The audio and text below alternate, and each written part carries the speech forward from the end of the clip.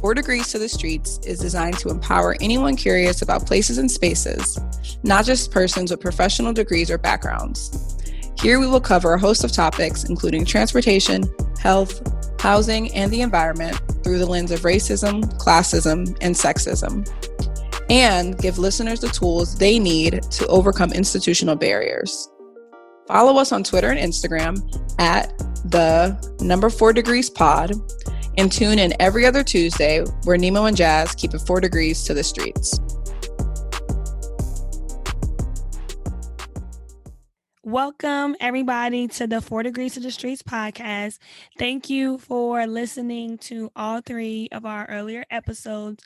Welcome to episode 4. We're so excited to do a follow-up to our very first episode in which we talked about the history of racism in urban planning.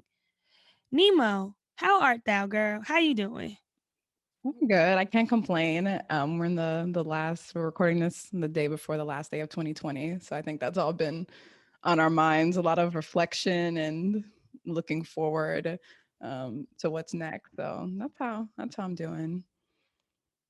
I feel like a lot has happened with you since we last recorded. You walked across the stage, graduated. Cheat, cheat, cheat. Yeah, lots going on.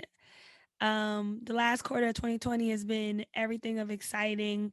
I'm glad that the year is over.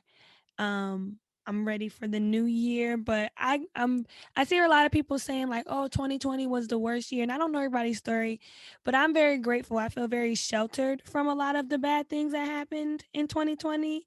I was able to stay in school. I wasn't impacted by a job loss so far. I haven't had COVID, just got a negative test result back today. So I know that a lot of people are struggling, and I will continue to hope that things get better. But I really can't complain about how this year went, honestly. Yeah, I would agree. I think it's also taken a toll seeing how it has affected everybody. And both we talk a lot about race on this show, but also just overall the public health emergency that took over the whole world.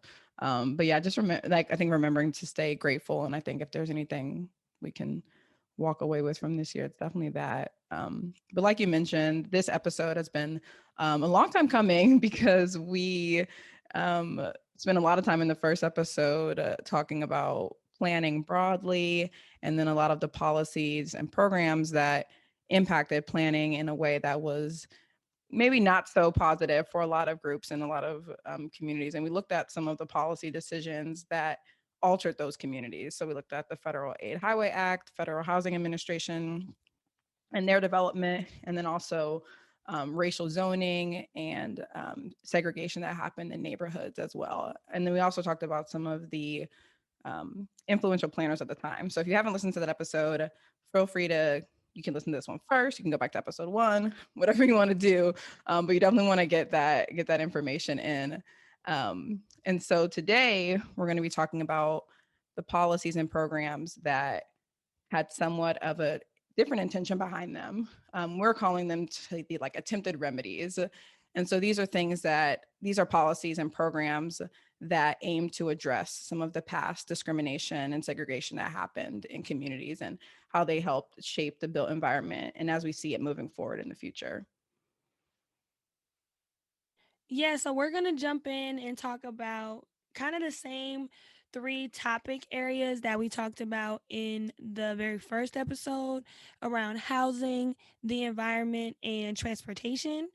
Yeah, it's very important. We wanted to give this episode its own segment because we spent a lot of time in episode 1 talking about the problems that existed in the ways in which planning has traditionally and historically negatively impacted minority and low income communities.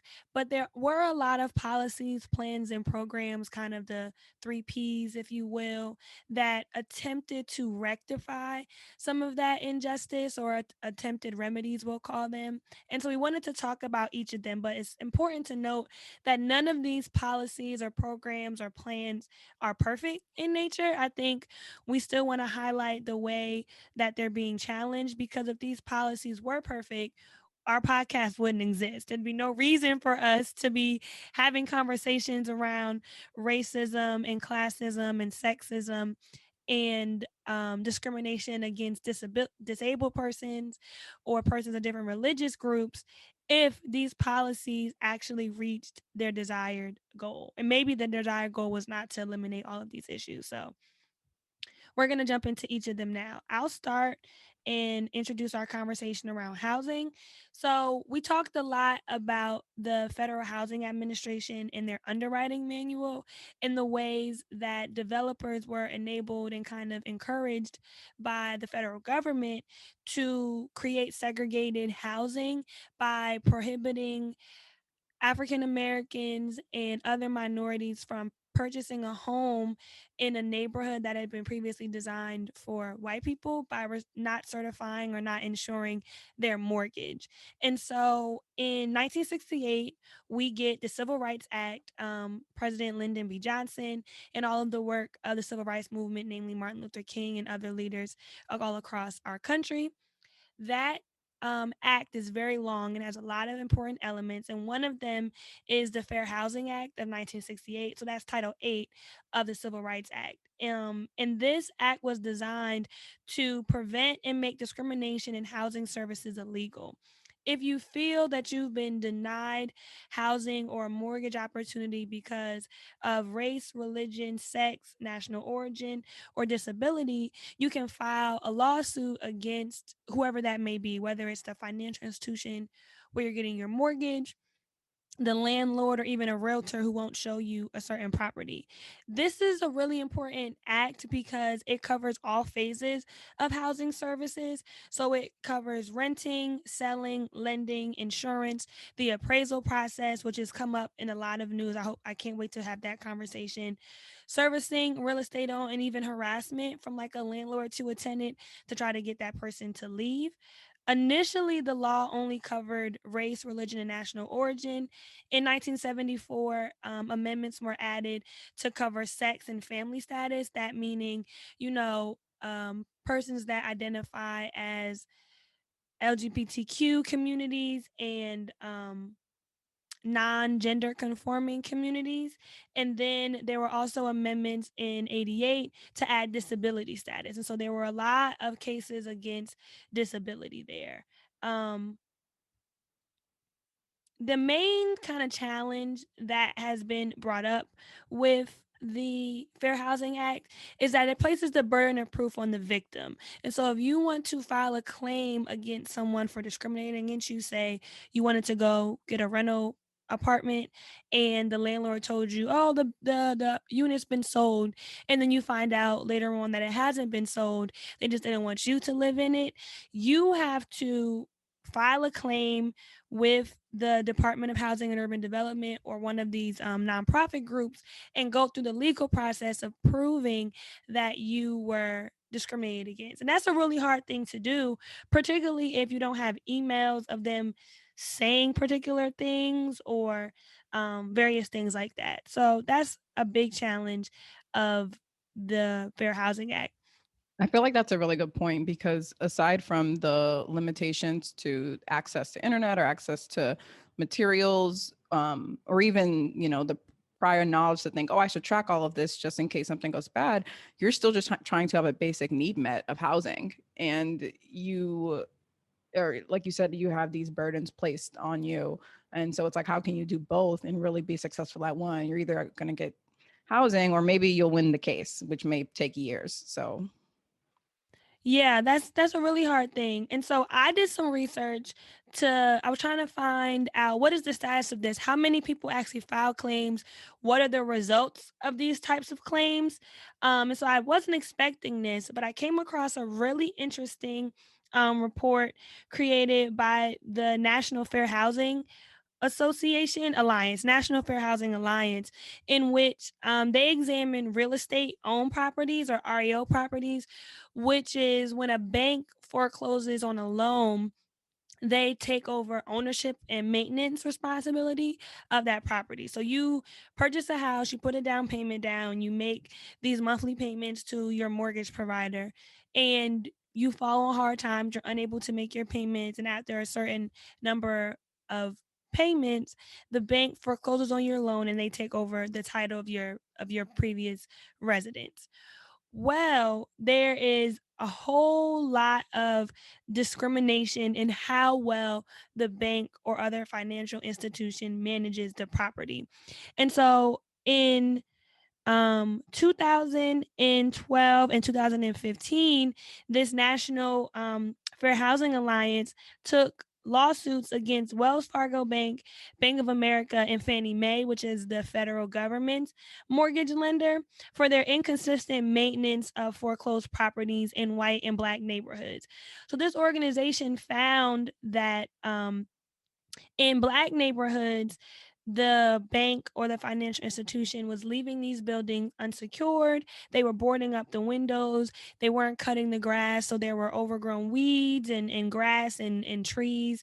And they did not have signage to indicate that the building was for sale.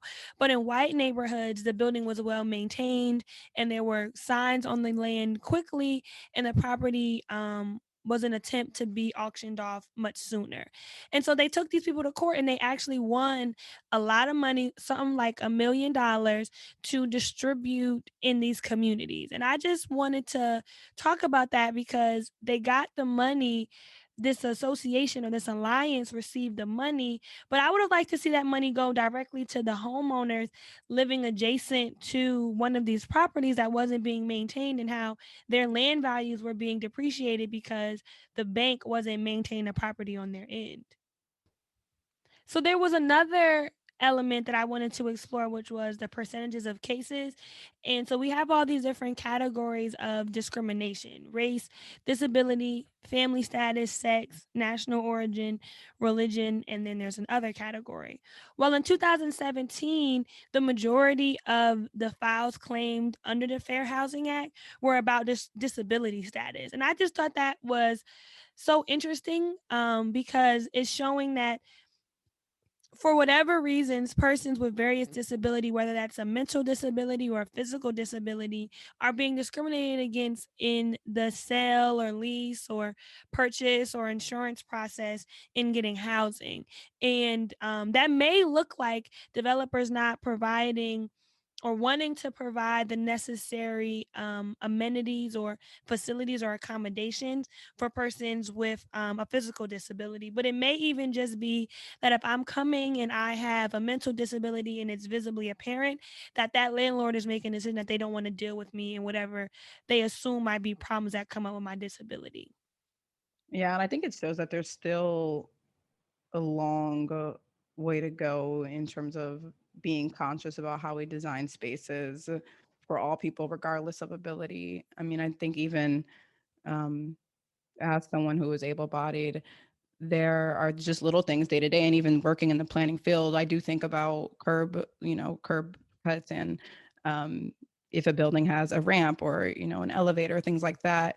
I can think about it from the point of view of the field, but even in terms of, again, just a basic need like housing, how are those things being provided when there's so many new buildings and new ways of living that are continuously coming up and being reinvented, but is um, making designing these spaces for people regardless of their ability. Is that as we continue to advance as a field and how we design housing, is that being included in the conversation, is what I wonder.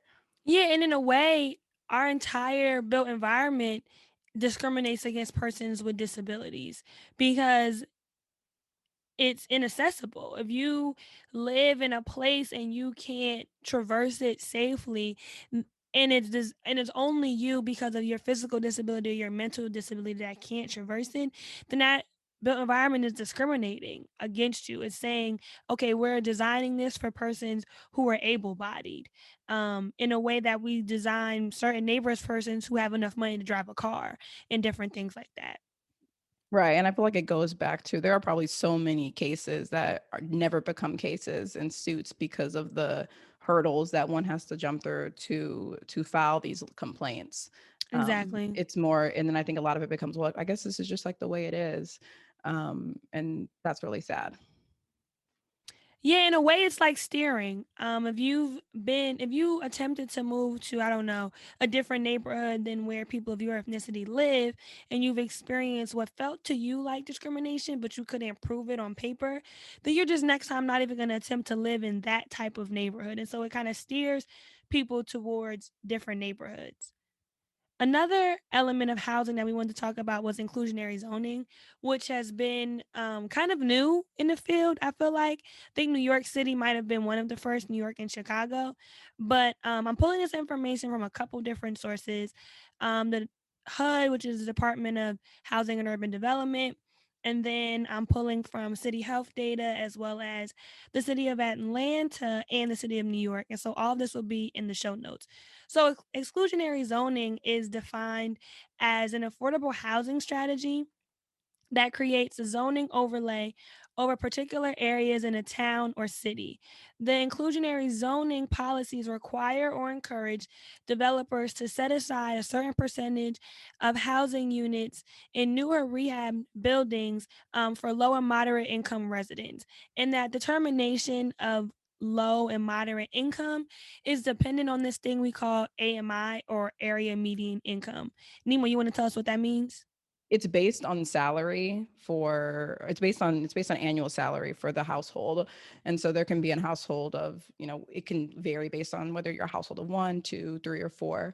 And so the total amount of there's mid levels for where that area is. And so for where you live, it depends on they look at all the salaries and all the households and create an amount in the middle of that that is defined as what the median income is for that area. Yeah, so for the city of Atlanta, so we'll look at a couple of them. We'll look at two. We'll look at the city of Atlanta and New York City. And I chose these two because City Health Data is an organization that pulls rankings of city policies for various different programs. So they have one on green building and one on complete streets and one on um, trash and transportation. And so I pulled their rankings for inclusionary zoning policies. And so there are about 50 or so cities in the US that have an inclusionary zoning policy of various um, strength or teeth in them, if you will. And so there are only three that received the gold ranking.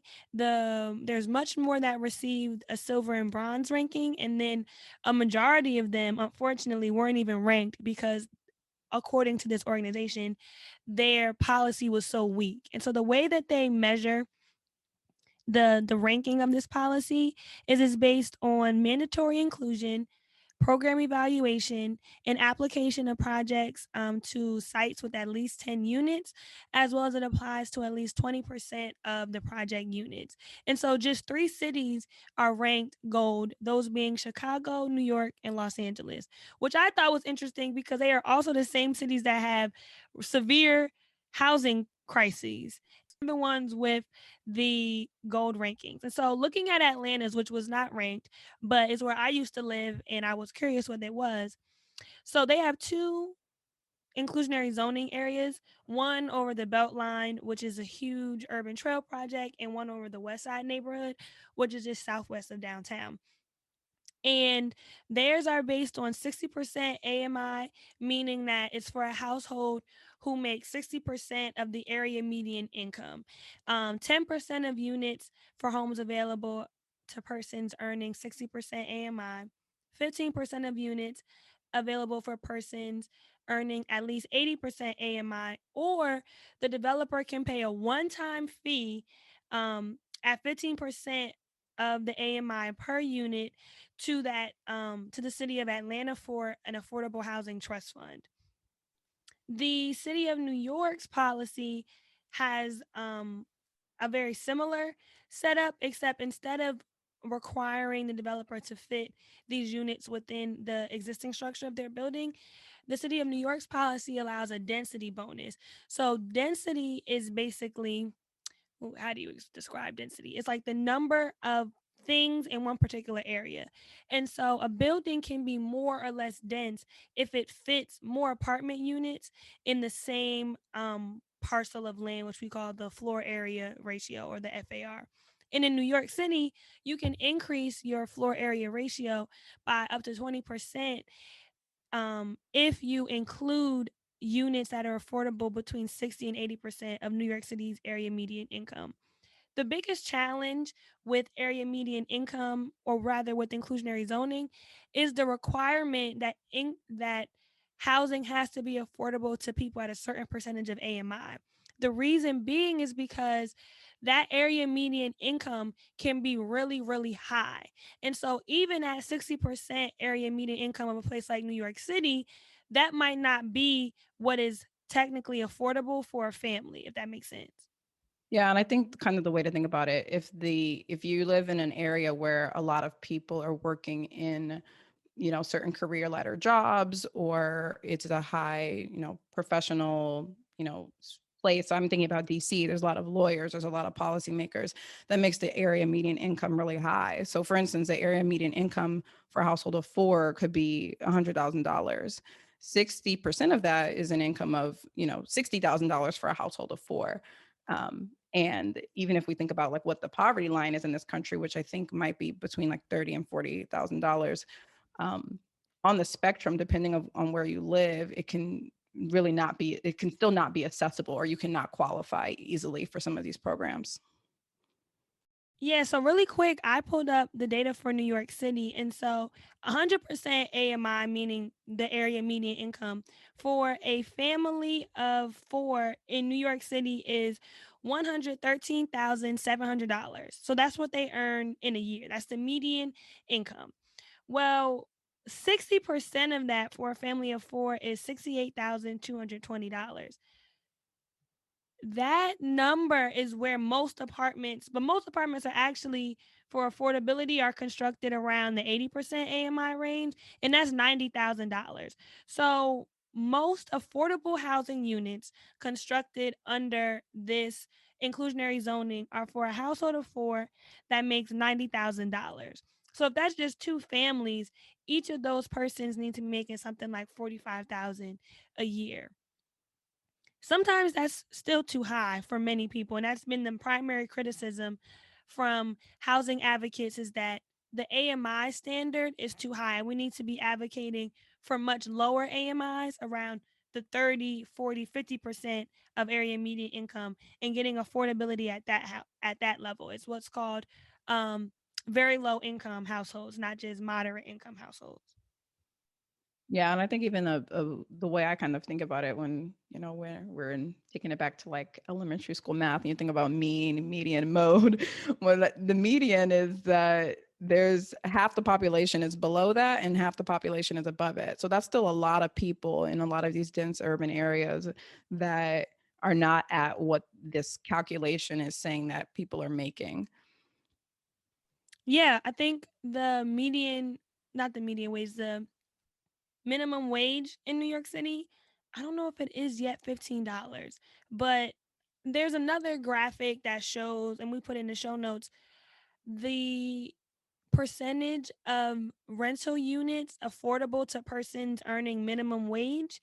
And in New York, there's like barely, and I think it's like one census tract in which you can work a minimum wage job and have enough to purchase an apartment, even for a family of one. So that's really, really Wow. damning. Yeah. Yeah. I think New York, DC, and San Francisco, of course, are like the most expensive places to live. And even if we're looking at the area median income, it still might be too high for particular families. And those are the ones that we really need to be servicing, particularly if we're thinking about homeless populations and um, young adults and things like that. Yeah. Oh, I think it really shows, even when you mentioned the gold cities being Chicago, New York, and LA, that this was put in place um, to try to alleviate some of the housing stress in these areas. But there's still adjustments and tweaks that need to be made in the realm of housing. But I think they're important to know, because I don't know if I even really knew too much about inclusionary zoning until I got to a place where I was looking for an apartment in the city. And it was not widely advertised. It was really like in a lot of group chats or group pages like, oh, I have an IZ unit, you trying to get this next unit after me, I'm moving out.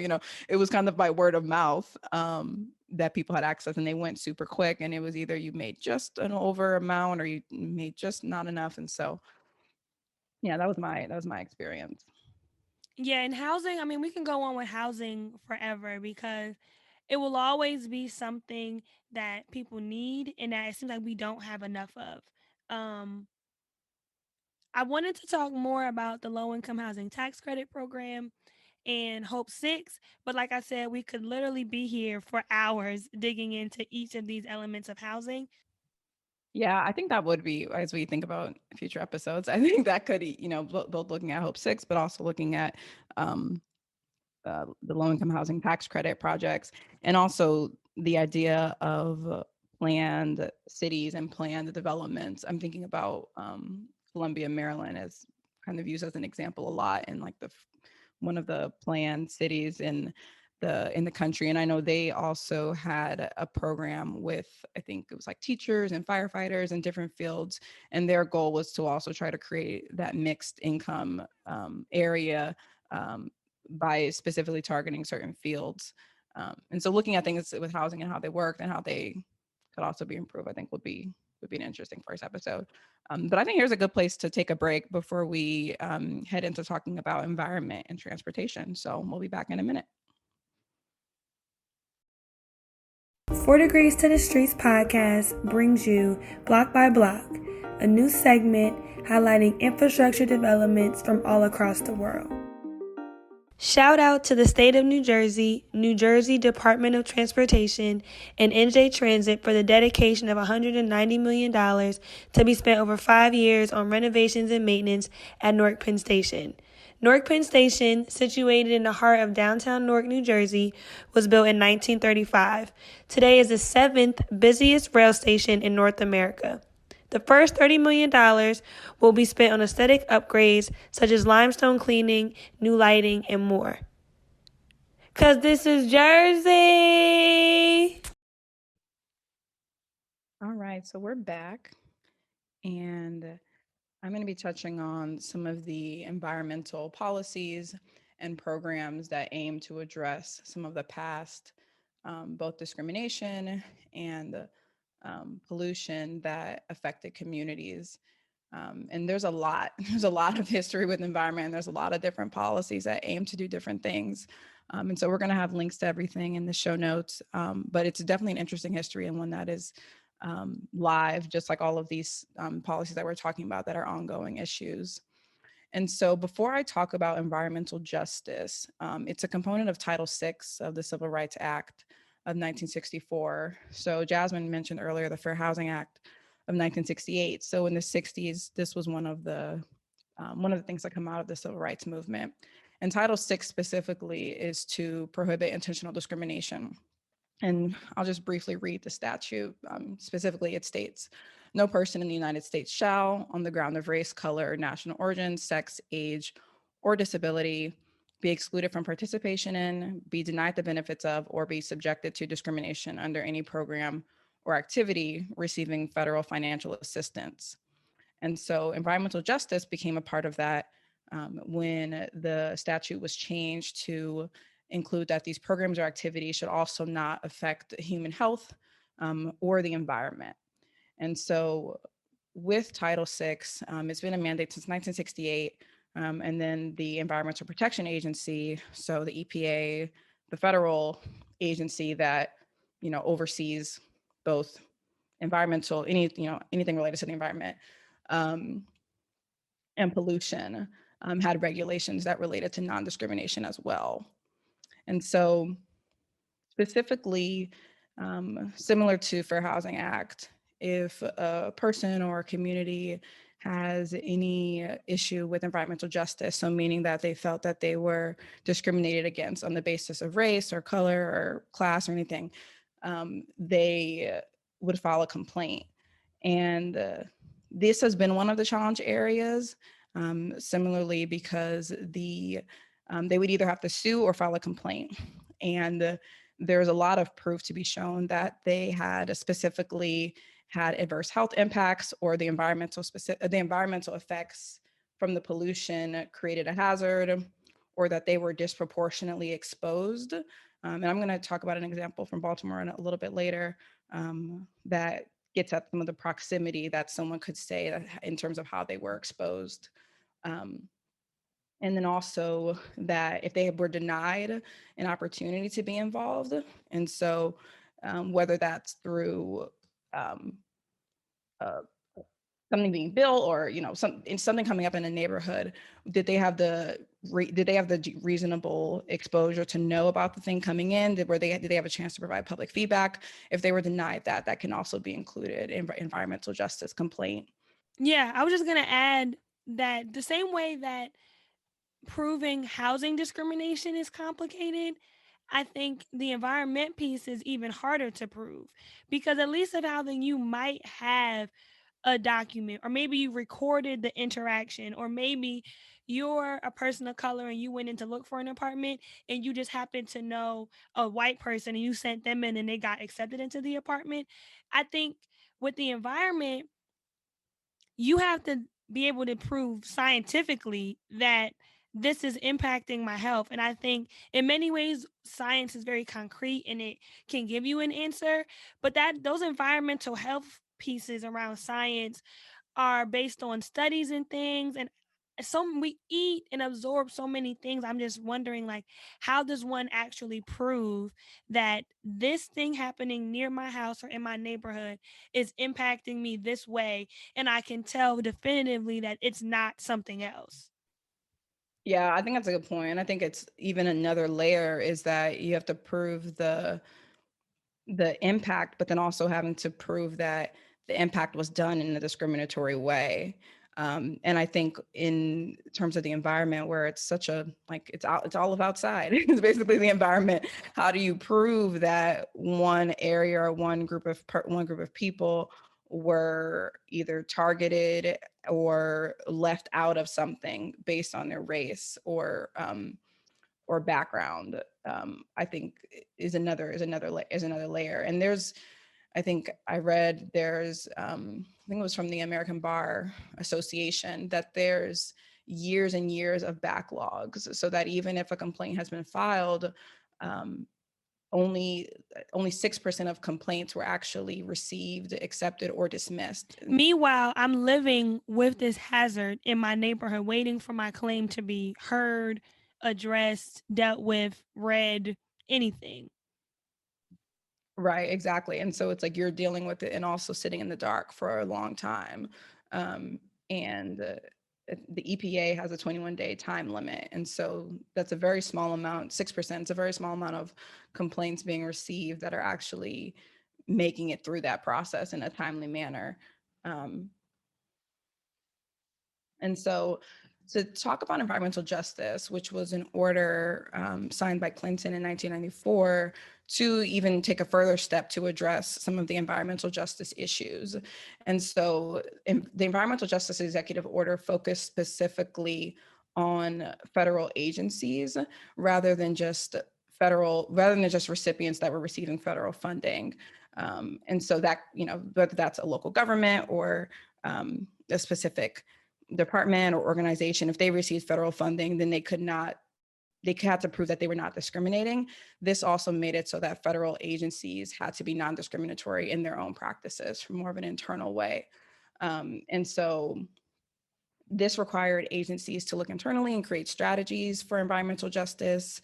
And they also, to accomplish the goals of environmental justice, because it's an executive order, they had to use policies that already existed to address areas of the environment, such as the Clean Air Act, the Fair Housing Act, as Jasmine discussed, and then also the National Environmental Policy Act, or NEPA. And so NEPA is where you get at some of the access and informational pieces when it comes to environmental hazards. And it requires federal agencies to look at what the environmental effects will be, and then also make a decision based on that. And so one of the, when thinking about this episode, I found from the National Resources Defense Council, they did a national scan of local policies for environmental justice. And I thought this scan was really important because, as we talked about in episode one, when you think about how much of an influence that local jurisdictions have on zoning and land use, they also have a lot of say when it comes to where, where things are placed in terms of, will this new facility or will this new infrastructure present an environmental hazard? And so to think about cities that are working to undo some of that damage, I mentioned Baltimore. In 2018, they actually were the first city on the East Coast to ban any new or expanded crude oil terminals. And so this was done through a lot of organizing around environmental justice. And Baltimore actually has the highest rate of deaths caused by air pollution in any US city. And the residents are disproportionately impacted by a lot of the fossil fuel infrastructure that's going on in the city. And specifically in terms of proximity, 165,000 Baltimore residents live within a few yards of a rail track or crude oil trains and terminals. And so if there was ever to be a explosion, they are automatically hit. And even that's, worst case scenario, but on a day-to-day basis, they are being exposed to both the pollution, the noise, and even just the unsightliness of it. And when you think about Baltimore's history, they were one of the first cities to actually pass a housing policy to have segregation be legalized, basically. And redlining was one of the things that made that possible. And if you think about Baltimore today, when you see it, there are a lot of areas that you can see are visually disinvested, and I think are remnants of this history. And so it's sad to think of the whole city basically being an environmental justice case, that most of the a lot of Black people are living here, and they are also right in the zone of where these crude oil terminals are being passed. So I think that was a step in the right direction for local jurisdictions, to see this history, to see what it's doing and the impacts, and try to put a pause in it. So that's a whole nother battle, is that you need to be prepared to present some real evidence, because you might be fighting Coca-Cola or CSX or Norfolk Southern. These are major corporations that have money to go. They'll be in a lawsuit 15 years, no problem. Like, what's up with Right, it? toe to But toe. you need to be like, so that's another thing, is like, often these communities are not just of color, but they're also low income. And so it's like, I can't be spending my resources trying to fight you on something that you're doing that's wrong. Like, I don't have millions of lawyers at my disposal to go in a battle with you over for 15 years. I'm just trying to get this solved tomorrow. Right, exactly. And I think even that it took Baltimore 4 years for that to kind of to pass is even an example of how long the fight can be. It starts somewhere, but it's an ongoing fight. And then I'll just give another example. Baltimore was a city that created a ban, but another example of undoing some of these environmental burdens is changing land use. And so Minneapolis in 2016, they amended their code of ordinances to include a pollution control and annual registration. And so that required that equipment that either does or has the potential to impact the environment has to be registered with the city for an annual fee. And that pollution impact fee is administered by the city's public health department. And so it was created specifically to incentivize businesses and households to not have those hazardous equipment, if they know that they're going to have to pay a fee for it. And it was also, the structure was so that polluters would be charged by their emissions rather than equipment, because you could have one piece of equipment, but the amount of emissions it's creating could be greater than the equipment of, five things combined.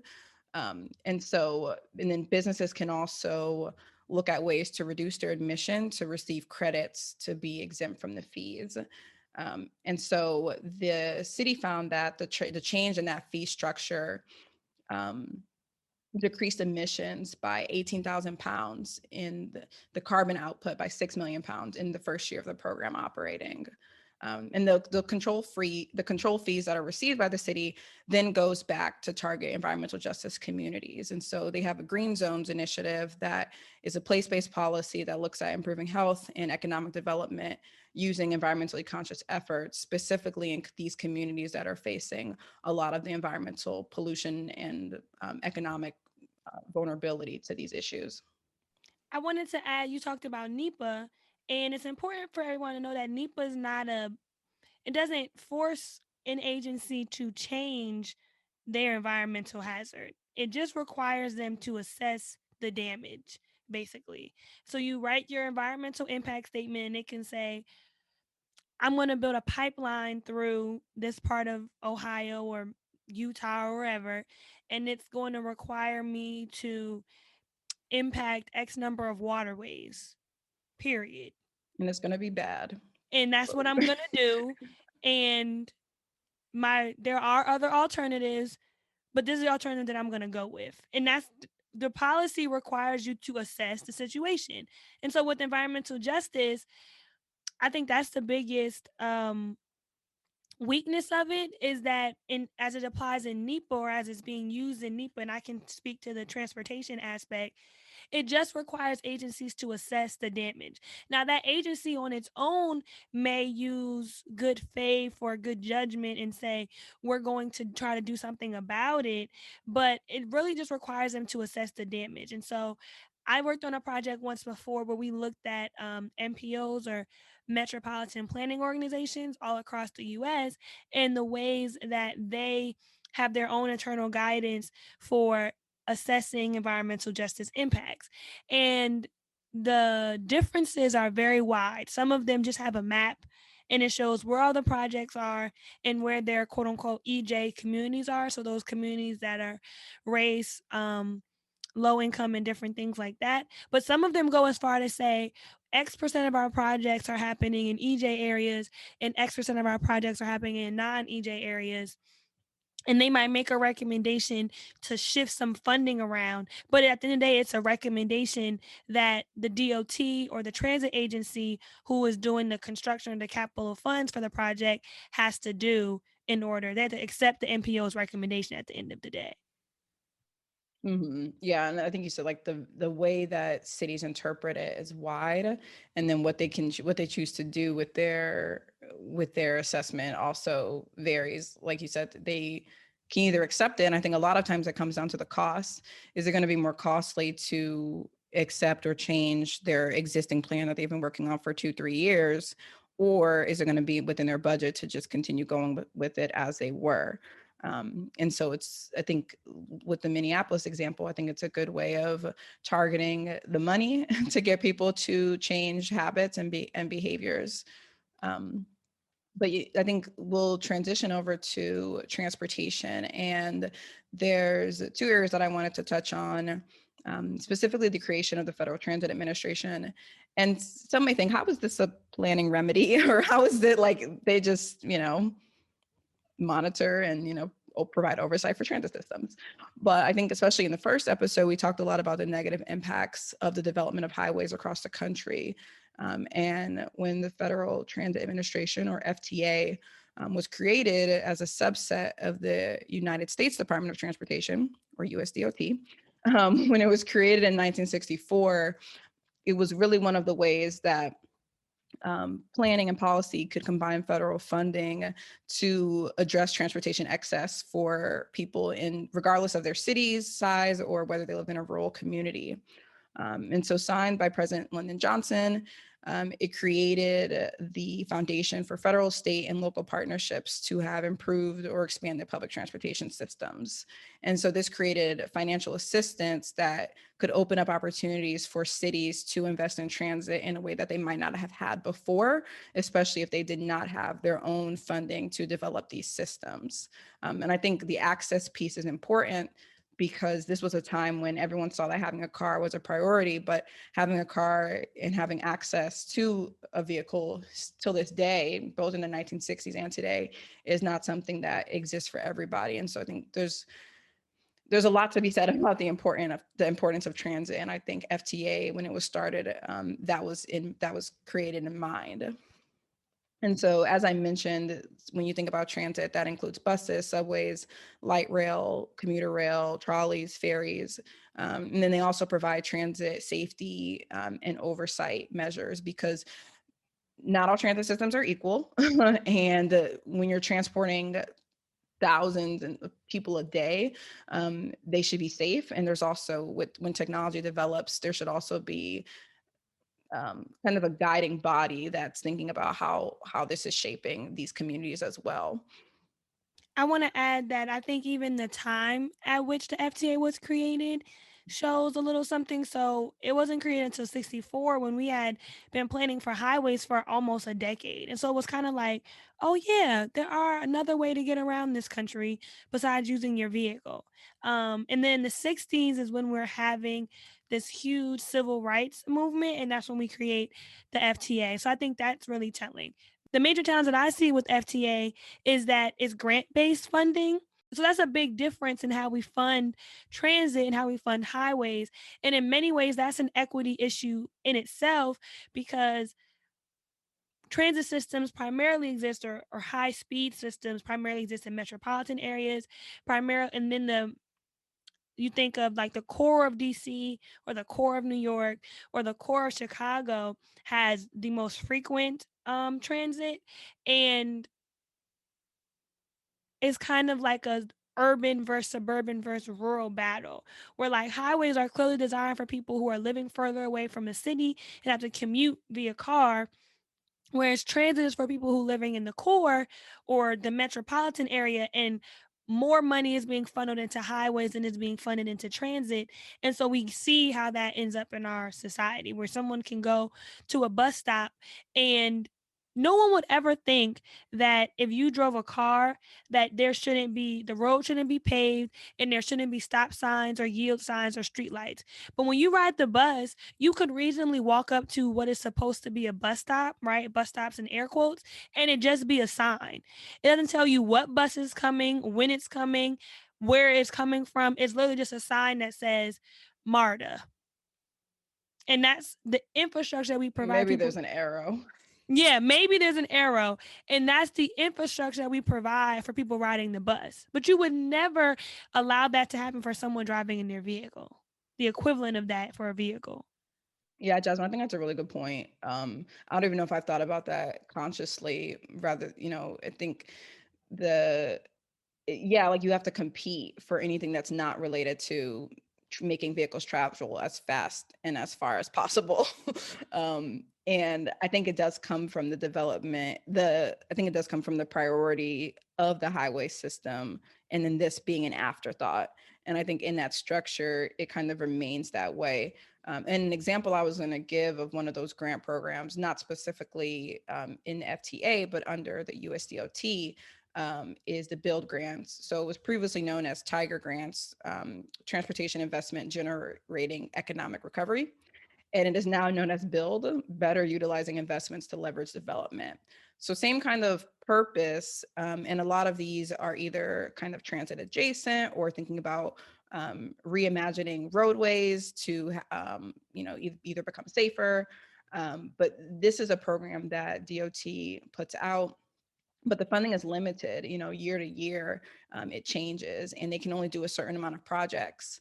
And so again, it becomes a battle. And if you go on the website, and we'll have it in the show notes, you can see all the projects that they funded in 2020 to kind of get an idea of what projects are awarded. But it doesn't necessarily show, there's probably was a lot of great submissions that just couldn't make the cut. And so how will those cities fund those projects if it's not in their budget to do so? And I think as we think about roadway priority, another transportation example that I wanted to touch on was the development of complete streets. And so traditionally, a lot of cities are built around car dependency and single occupancy vehicle travel. And with increased demand for people to drive over the last, 50 years, it's seen as convenient and it's necessary. And so a lot of planning for these roadways have been done to alleviate congestion. And if there's anything that is going to potentially slow down traffic, it's seen as a hindrance. And so that could be seen as including more signaling, having sidewalks that could potentially make the road more narrow. including crosswalks or, flashing signals, and also including space for public transit on the road, whether that's a streetcar or light rail or buses. Those are things that are seen as a hindrance to traffic flow. And I think that with the development of complete streets, it was seen to address these safety concerns and also the environmental aspects of it and access, which has kind of been a theme throughout this transportation conversation. And so the National Complete Streets Coalition was formed in 2005. And I'll just read their statement, that a complete streets approach integrates people in place in the planning, design, construction, operation, and maintenance of our transportation networks. This helps to ensure streets put safety over speed, balance the needs of different modes, and support local land uses, economies, cultures, and natural environments.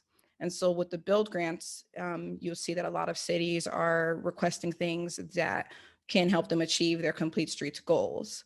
And the complete streets came, well, it's been around for a while, but Oregon was the first state to actually have something in policy that showed that this was a goal of theirs and that they wanted to make the planning and design of streets safe for everybody, regardless of ability or access or income to do that. And now across the country, there are over 1,600 policies and more being developed and passed each day. And as we talked about in episode 2, and with a lot of cities passing ordinances for racism as a public health crisis, a lot of complete streets policies that are passed are ordinances, which means that there's nothing binding actually making the cities create these changes. And so the National Complete Streets Coalition as an organization has pushed for the last few years to really make sure that when these policies are adopted, that there's actually implementation behind it, and that these cities are actually um, investing in making these streets safe and accessible. I think it's interesting that you brought up the comparison between the resolutions in the whole racism as a public health crisis and the ordinance as a complete streets policy, because I looked at it a different way. I think the same organization, the National Complete Streets Coalition, oh no, rather it's Smart Growth America, that has the Dangerous by Design whole network where they analyze pedestrian fatalities and pedestrian injuries on roads. And that in itself is another public health crisis that more frequently than not, persons that are African American live in neighborhoods where it's unsafe to travel as a pedestrian, and they have to cross large arterial roadways to get to a transit stop or to access work or resources or jobs or grocery stores, and they end up in the crossfire of a vehicle. And so I think there was numbers, and I can pull it up later, but I believe that the number, like the in terms of pedestrian fatalities, black men were the highest demographic to be injured or killed in a accident with a vehicle.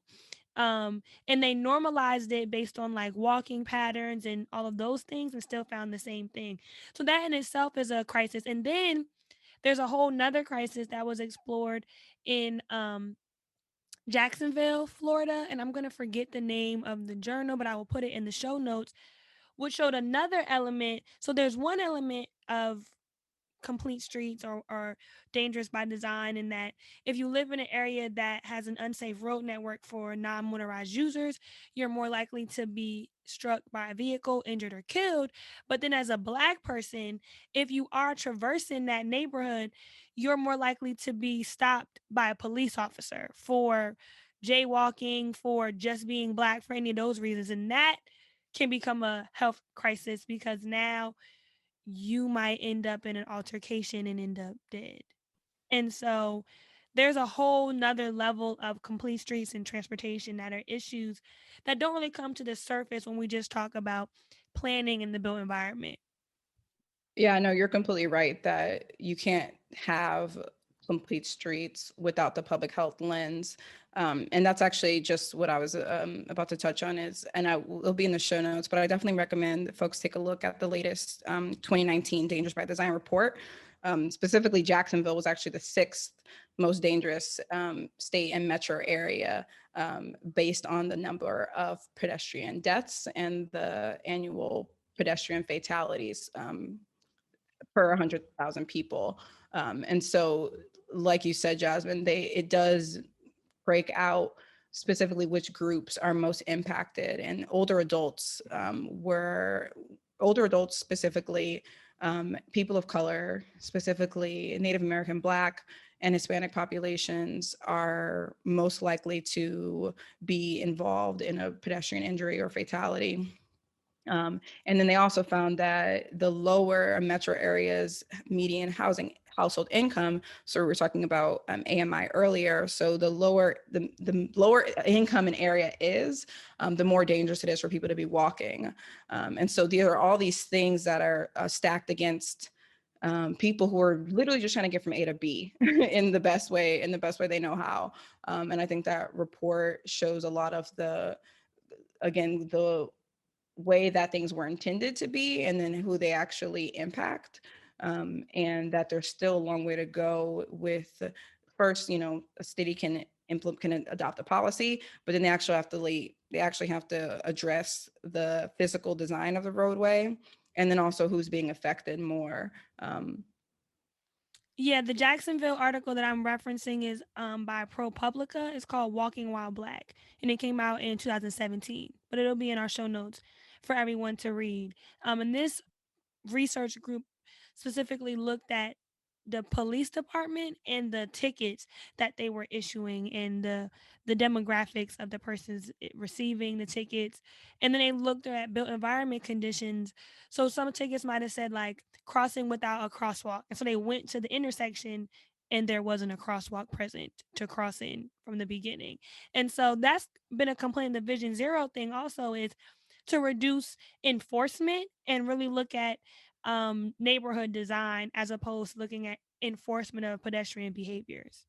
So we were looking at all of these policies and programs and plans in their attempt to remedy an injustice or a discrimination.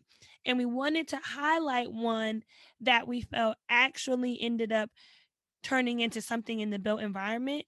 And so we highlighted this program in Seattle, the Seattle Viaduct. That's kind of the way we got to it, our thought process.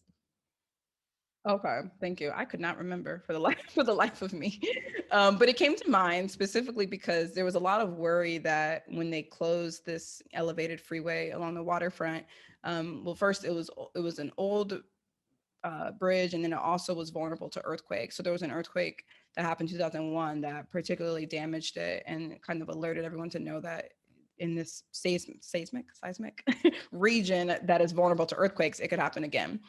And so when it closed permanently in 2019, in January 2019, there was a lot of they were calling it the Seattle squeeze.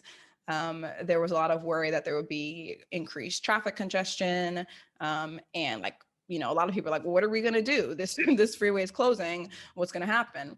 And so what the city observed was that people actually ended up driving less, taking transit more, and also biking more. And so to prepare for this, a lot of people knew they would have to change their day-to-day commute. And so they did that through various ways. Some people started taking the shuttle. Some employers started allowing telework. Some either chose to bike or walk, carpool, transit, and then but the percent of people who drove alone actually decreased as well. And so what was seen as what was going to be a stressful thing in terms of traffic, it showed that people's behavior actually could change, and that even an adjustment in the built environment could potentially bring about different ways of getting around that kind of touch on some of these transportation remedies that we've talked about. Yeah, I don't know why we don't talk about this as a great example in planning school more. Um, because we constantly are upset when cities or counties or state departments of transportation want to widen highways, and we're like, it's just going to lead to more traffic.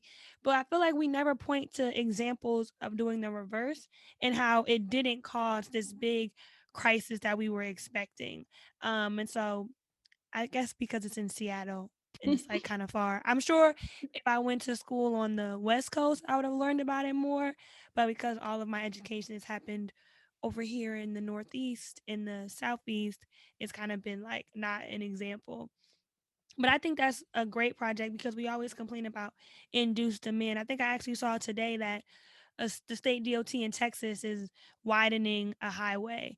Um, and people are like, it's going to cause more traffic. You can't widen a highway and expect it not to cause more traffic, because people who previously weren't using that route to get wherever they had to go, because the highways are widened, they're going to start using that route because they assume that there's going to be more space for them. And so you just end up with 3 lanes of traffic, and then 5 lanes of traffic, and then 6 lanes of traffic, but you're always going to have traffic. Yeah, and I think it's a pretty recent example, as they kind of have been observing this since early 2019. And I can say from my experience of living in Seattle when the viaduct was obviously was still operating, um, yeah, I just find that transit is, it's like I can't even say, I just actually really miss it. But I took the bus everywhere. I did not have a car when I was in Seattle, and so shout out to them. And I think it'll be a really good case study, like you said, for other examples of changing highway infrastructure projects that can show that it doesn't have to be, it's not gonna the city is not gonna spontaneously combust if something with the Y'all highways gonna be all changes, right. Y'all gonna right? be all right. Right. So there's that. Um, were there any other projects that we didn't cover today? We I talked think about we a just lot. wanted to talk about, and we talked about this in episode 3, the racism. Oh no, that's episode 2. Wow, we have so many now.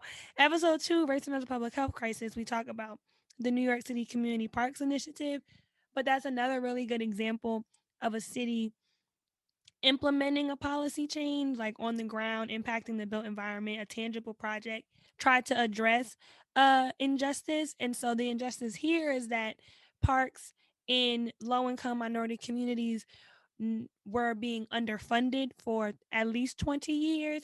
And so the current mayor and parks commissioner got together to come up with a way to redistribute funds from parks in neighborhoods that have consistently received capital funding to parks and neighborhoods that have not received capital funding in at least 20 years. And so a really good way of taking money and moving it from places that have too much and putting it in places that don't get enough. I thought that that was a great project, and if we can do that with transit, and if we could do that with housing, I Hmm. would just be overwhelmed and enthused.